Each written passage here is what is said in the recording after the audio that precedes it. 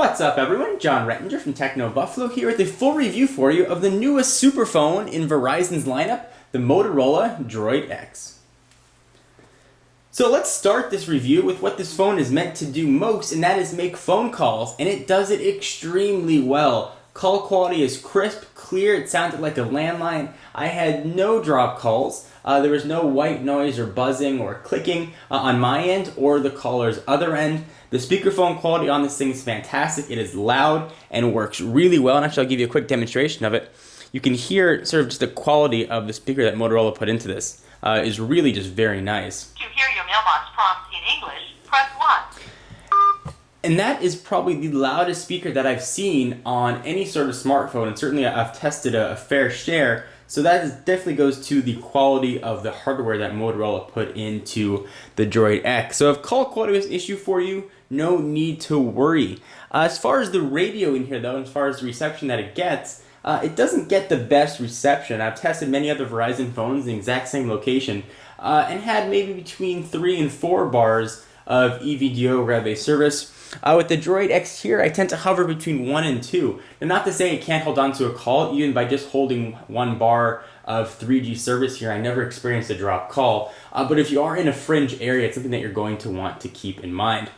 Alright, so let's jump into probably the other most important thing about this phone, and that is its monster 4.3-inch TFT screen with a resolution of 480 by 854, which makes it one of the largest phones now on the market. And the screen is just gorgeous. The resolution gives a bit of a taller resolution, so there's less scrolling through web pages. And I demonstrated this in a lot of other previous videos, but it just works very well. The screen is bright, it's vibrant, it sort of shows what you're looking at and shows what you're looking at very well.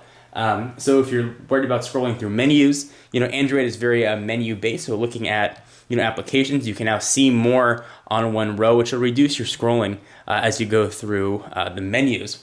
So the screen is absolutely gorgeous. It's bright, it's crisp, text looks fantastic. It's very responsive to multi-touch, so when you're on the browser, if you need to do any pinching and zooming, it'll work quite well for you. So I'll go ahead and jump to a web page right here and just give you a quick example. We'll jump to technobuffalo.com. And in case you're wondering or comparing this with other phones, I did do some head-to-heads with the iPhone 4 and the Evo 4G. I'll put links to those in the underbar and annotations sort of right around here so you guys can see.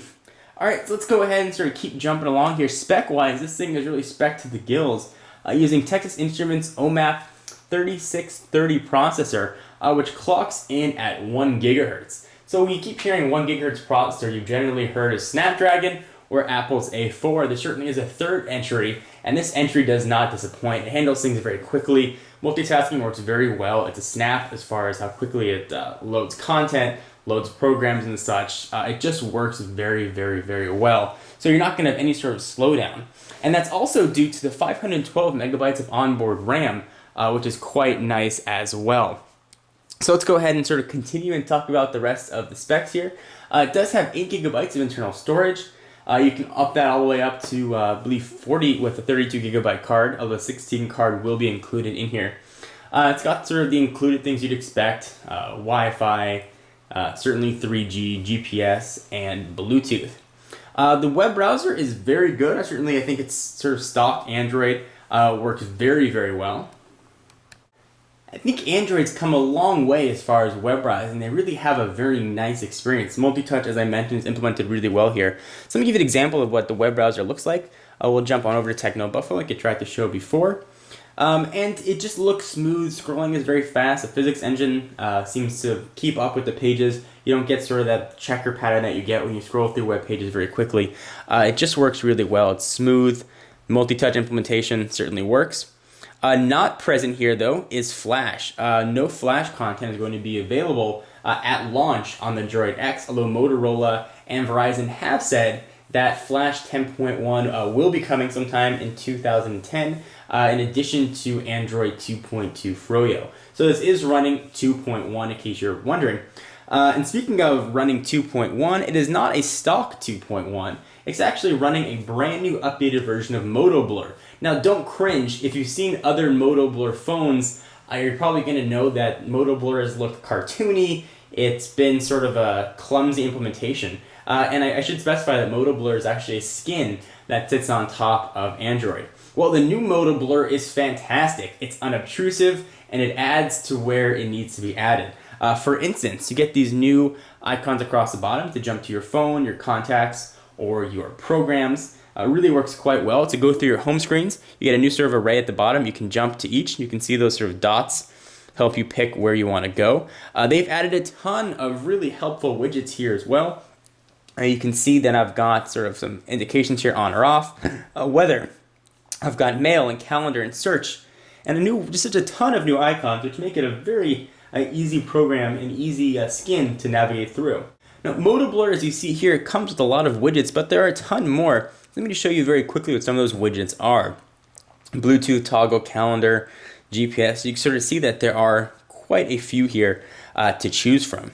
So let's talk about design. You're looking at a screen this big, you know that you're going to be dealing with a large phone. Now, its closest competitor, the only phone we can even compare this to with a similar screen, is going to be the HTC Evo 4G, which is by no means a small phone.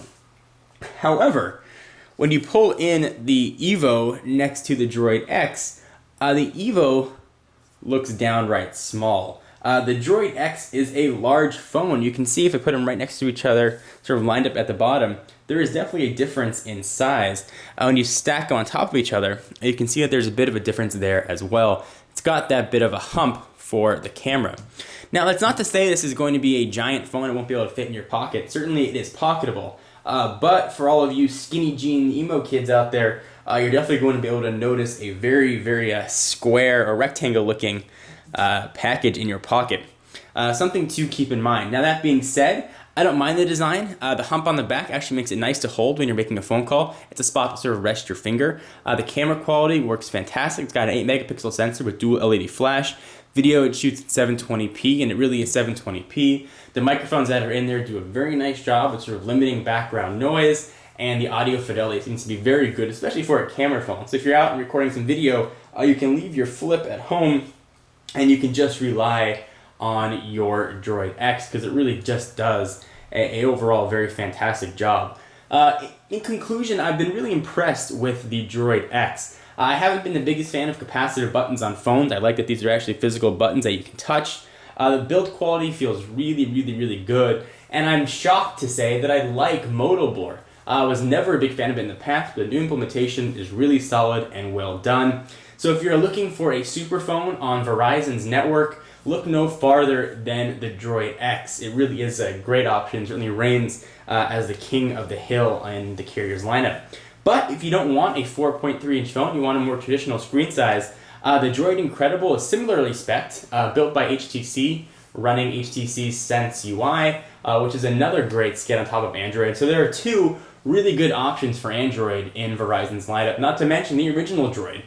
So if you're looking for Android and your carrier is Verizon, you have a ton of fantastic choices. If you don't mind the size, you're not going to go wrong with the Droid X. On a 1 to 5 scale, I give it a very, very, very solid 4.75. When it finally gets Android 2.2 and Flash content, that may actually bump it up to a 5. This is close to a perfect phone as there is.